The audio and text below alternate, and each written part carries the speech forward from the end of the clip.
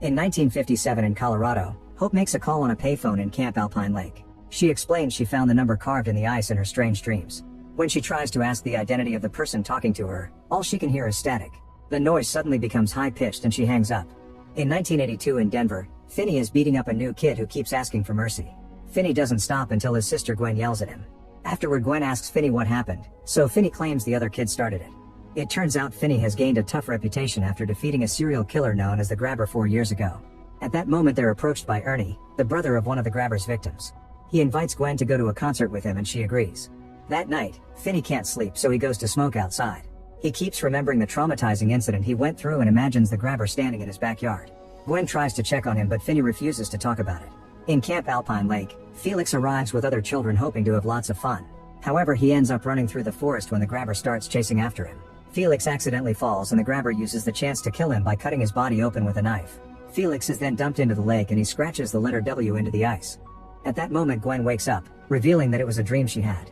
As a phone rings, Gwen opens the front door and thinks she sees something strange across the street. She's snapped out of it by Finney, who says she's been sleepwalking again. Gwen tries to tell him that she had a bad dream but he only sends her back to bed. The next day Gwen does some research about supernatural events in the school library and other girls mock her by calling her a witch. When Ernie comes by to bring the concert tickets, he says it's cool that Gwen believes in spooky stuff and shows her the tarot cards that his grandmother sells in her shop. Ernie knows that Gwen's dreams helped find the bodies of the Grabber's victims and Gwen feels uncomfortable by the topic, but Ernie assures her that he likes weird. After school, Finney goes to the store and hears a payphone ringing. He picks it up and says sorry, I can't help you before quickly hanging up. It's then revealed that the phone is out of order. In Camp Alpine Lake, Cal joins most of the activities and makes lots of friends. One night in the forest he's chased by the Grabber, who easily captures him and chops his body up with an axe. Some body parts are burned down while the rest are thrown in the lake. Cal's ghost scratches the letter B into the ice next to the W. Then Gwen is woken up by a phone ringing, confirming that it was another nightmare. She goes outside and is shocked to find Cal's body in the yard. Confused and distressed, Gwen rides her bicycle to the Grabber's old house and uses a small window to enter the cellar. There's a black phone here and when she answers it, she hears Hope's voice in the past, matching the flashback from the beginning. Gwen realizes that Hope had the same dreams as she has, but instead of letters the boys carved numbers. She wants to know more but soon static takes over the call and it cuts off. When Gwen turns around she's shocked to see the ghost of the Grabber's brother. He says she shouldn't be there as the cellar door opens and the phone starts ringing. Someone comes down the stairs but it's just Finney, who came looking for his sister. Gwen tells him about talking to Hope, who turns out to be their mother in her young days. Finney thinks it was just a dream and spits on the ground before they leave. The next day Gwen finds a pamphlet for Camp Alpine Lake and says they should become counselors so they can investigate the place, but Finney refuses. Their father Terrence overhears them and recognizes Camp Alpine Lake as a place his wife used to work at. He also mentions that it closed in 1958 and that he doesn't like the idea of Christian camps. Later Gwen convinces Ernie to go to the camp with her. Finney doesn't like Ernie so he decides to come along to protect her.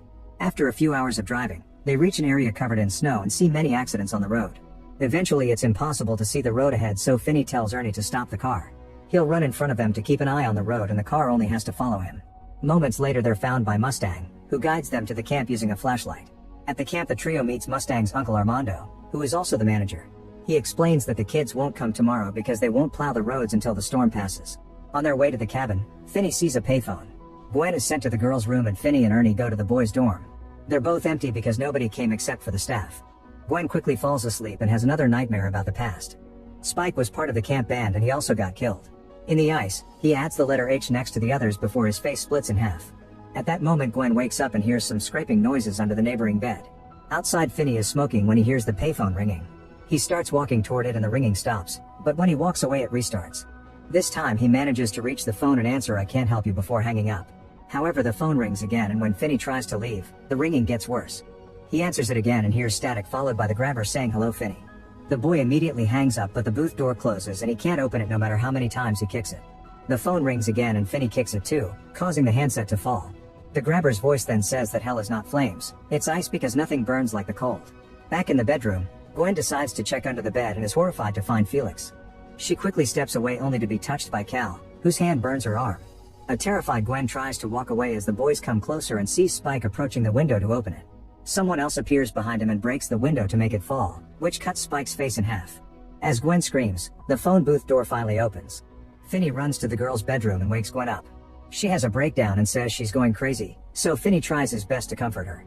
After taking care of the burn mark, Gwen refuses to sleep alone and joins Ernie in his bed. She still can't sleep and asks Jesus to protect her from nightmares. Ernie overhears and they talk about religion, bonding over the fact that they both come from very devout families. Gwen explains her mother also had strange dreams and it drove her crazy, so she's scared the same thing will happen to her. Ernie comforts her and the duo almost kiss, but Finney interrupts them and makes them sleep. In the morning, Finney gets angry with Gwen because she told Ernie everything that has been going on. Gwen points out that they need help and shows him the burn mark on her arm that proves they aren't just dreams. During breakfast, Armando scolds Gwen for sleeping in the boys' dorm and asks the trio why they came because he doesn't believe that they want to be counselors. The siblings show him a picture of Hope and Antonio immediately recognizes her as a counselor. He remembers her fondly and is very upset when he hears that she self-deleted 7 years ago. Armando tells the kids to call their families to confirm they're fine and to use the office phone. When Finney mentions the payphone outside, Armando says it hasn't worked in over a decade. After Armando leaves, Finney tells the others that the phone rang last night and that he heard the grabber. Suddenly the payphone starts ringing, so Finney runs to answer it. There's some static followed by a boy's voice saying that it's cold and that they aren't supposed to be there. The three ghosts appear around the booth as the boy on the phone keeps asking for help. Finney can't see them and keeps asking for details, but the boys don't remember much. The ghosts start pounding on the booth and they only disappear when Finney hangs up. Later, Terrence gets a call from Gwen confirming they're okay. However, he still worries about the blizzard, so he calls a friend to borrow a snowplow. Meanwhile, Gwen and Ernie meet staff members Kenneth and Barbara and ask them if they have any books about the history of the camp. Kenneth gently explains they only have the brochures, but Barbara is very rude and judgmental because Gwen slept with the boys and curses a lot. When the duo asks about the 3 dead boys from years ago, Barbara says good Christian people don't discuss such horrible matters. Gwen and Barbara start arguing, so Kenneth asks the kids to leave the office. That night, Gwen dreams about Hope answering the phone. She also talks to the 3 dead boys, who ask for help. Felix's ghost is near the forest and Gwen tries to follow him, but he disappears when red feathers start falling from the sky. Gwen looks down and sees Felix's jacket on the ground while Spike watches nearby. An axe falls on a tree trunk and blood starts coming out of it. A strange noise makes Gwen wake up and she sees the dorm door being slammed. For a second, she also sees her mother staring at her. Gwen goes outside and finds Felix, so she starts following him. At the same time, Finney is awakened by the phone ringing. He wakes Ernie up and tells him to protect his sister while he answers the call. Gwen sees both boys but chooses to continue following Felix. Finney hears the grabber's voice on the phone but doesn't see his ghost near the booth. The grabber explains he's returned to get revenge by destroying everything Finney loves, since the kid made the grabber kill his own brother. Ernie reaches the girls' dorm and finds it empty, so he runs out to ask the staff for help. Felix takes Gwen to the mess hall and she follows a light into the kitchen, where the ovens open to reveal huge flames. Some objects fall and the noise alerts the adults to Gwen's location. Suddenly, the grabber's ghost comes out of the shadows and attacks Gwen with an axe, so she does her best to defend herself. The grabber then uses a belt on her legs to make her fall and attacks again, but when Gwen blocks the axe, he tries to choke her instead. The adults and Ernie then burst into the kitchen and see Gwen struggling to breathe on the floor, but they can't see the grabber. Suddenly, her body is thrown against the wall and Finney hears Barbara screaming, so he runs to the cabin. Gwen is thrown on the table and spun in the air before being pushed toward the ovens. Ernie manages to grab her legs to stop her, but when the adults try to help him, objects fly off the shelves to attack them. Mustang dodges them and helps Ernie pull Gwen back. At that moment, Finney arrives, so the grabber lets go of Gwen and disappears into the shadows. After Finney wakes Gwen up, everyone gathers in the chapel and Gwen tells them about the boys she saw in her dreams. Armando recognizes the descriptions, saying he never stopped looking for them. He then shows them a picture of the last year the camp was open. Hope is among the counselors and Finney recognizes the grabber among the staff. A shocked Armando explains that he was a maintenance guy nicknamed Wild Bill Hickok because he wore a belt like a gunslinger. Gwen realizes the initials of Wild Bill Hickok match the letters she saw in her dream and concludes this is where the grabber started to kill. Armando noticed that weird things started to happen in the camp 4 years ago and Finney points out that's when he killed the grabber, meaning his spirit was set free to come back here. Gwen theorizes that the grabber draws power from the fear of his victims because their spirits aren't at rest, so they need to find the boys' bodies to set them free. The police never searched the lake because it had been frozen at the time of the murders, but Armando remembers that Bill had equipment for ice fishing, so he could have cut holes. The group agrees to go to the lake in the morning. Armando goes to his office to get the boy's picture and hears a strange noise. He looks outside and sees a snowman, but he thinks it was made by Mustang. At that moment, his radio starts playing static followed by the grabber's voice saying, "You made me kill my brother." Armando tells him that he can't keep the boys forever and the lights go out. After he grabs a flashlight, he hears a thud and turns around to find the grabber's mask made of blood and snow on the window. The voice on the radio says, "I want to hurt you," and Armando responds that they'll get the boys back, calling the voice Bill. The grabber angrily says that it isn't his name and pounds on the window before disappearing. In the morning, the group searches the entire lake, but sadly they find nothing. In the evening, Finney and Ernie tell Gwen that they'll take turns keeping an eye on her while she sleeps in case she has another nightmare. Then Gwen starts dreaming of a paperboy named Billy. While he's working, the grabber kidnaps him in his black van, revealing that this was his first victim in town. This memory is seen by Hope in her dreams and she recognizes the grabber as Wild Bill from camp. In the real world, Gwen starts sleepwalking, but Ernie sends her back to bed. The dream continues and Gwen watches Hope leave the bed. She follows her mother to the grabber's house, where Hope finds a kid inside the cellar. She tries to leave to call the police, but the young grabber captures her and pulls her into his van. Ghost Grabber also appears and makes Gwen get in the van too. During the ride, Ghost Grabber tells Gwen that he's brought her as a kindness because he wants her to know the truth before the end. The van stops at Gwen's home and she has to see the body of her mother hanging in the garage. It turns out she didn't self-delete, the grabber killed her and made it look like she did it. Gwen cries as Terrence finds his wife and has a breakdown. When the grabber takes out his axe, Gwen starts running around the house and takes the stairs, only to end up in the grabber's cellar. The black phone starts ringing and Gwen answers it to hear Felix telling her to hide. She rushes to the bathroom and finds a hole in the wall that takes her to a door. Gwen pounds on it but it won't open and the grabber slashes her arm with the axe. This makes her bleed in the real world too.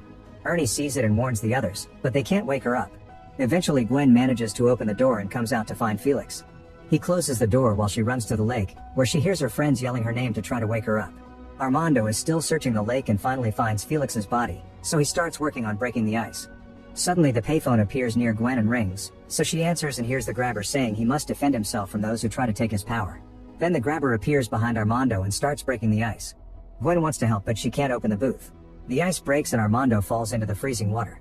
When he tries to climb out, the grabber pushes him down with his foot. As Gwen continues to punch the booth door in the dream, she punches Finney in the real world. The grabber then breaks the glass and grabs the phone cord to start choking Gwen.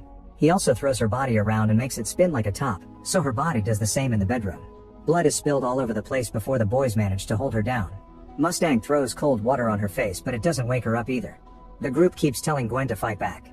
In the dream, Gwen hears their voices on the phone and she concentrates until the booth explodes, which throws the grabber back. Gwen announces that in dreams she has power too, so she headbutts the grabber before waking up. Afterward everyone runs to the lake and rescues Armando just in time. He confirms he's found Felix, so the group agrees to come back for the other two boys in the morning. When they return to the camp, they're surprised to see Terrence arrive in the snowplow. Finney is ready to leave with his dad but Gwen refuses because she wants to end this. An argument ensues and Gwen calls out both guys for ignoring their trauma instead of working on it. She also tells them what really happened to Hope, which convinces them to stay. The group spends the entire next day looking for the other two boys to no avail. Suddenly Gwen falls asleep and the grabber appears skating on the lake. Gwen tries to run and falls into the hole, causing her real body to get wet. The grabber hits Kenneth with the axe and drags him across the lake, which happens in the real world too. Kenneth's body hits Barbara and makes her fall, so her face is smashed on the ice. As the grabber continues to slash Barbara and Kenneth with the axe, Gwen sees some barrels underwater. She kicks them off and finally finds the last two bodies inside. The grabber hits the ice around the hole to break it and the rescue cable falls in as well. Then the grabber makes a jump to put his belt around Finney's neck and starts choking him. Terrence jumps into the water and helps Gwen bring the barrels to the surface while Finney pushes the grabber off. Now Gwen starts praying, which finally sets the boys' souls free. In the dream, the bodies start coming out of the ice and make the grabber trip by grabbing his ankle. Then the three souls block his way and Gwen hits his head with the axe before removing his mask. The grabber freaks out until Finney appears behind him to repeatedly smash his head on the ice. Gwen chops the grabber's leg off to free him from the skeleton's hand and they throw his body in the lake where he finally dies for good as the three boys push him down. When Gwen wakes up, she kisses Ernie. Later at the camp, Armando calls the boys' families to tell them they've finally found the bodies. Gwen hears the payphone ringing and when she answers it, she hears her mother congratulate her for saving the kids. Hope assures her that the dreams aren't a curse and says that she loves her children before hanging out. Gwen passes the message to Finney and the siblings finally leave with their dad. Make sure to subscribe and turn on notifications so you can watch more videos like this. Thanks for watching.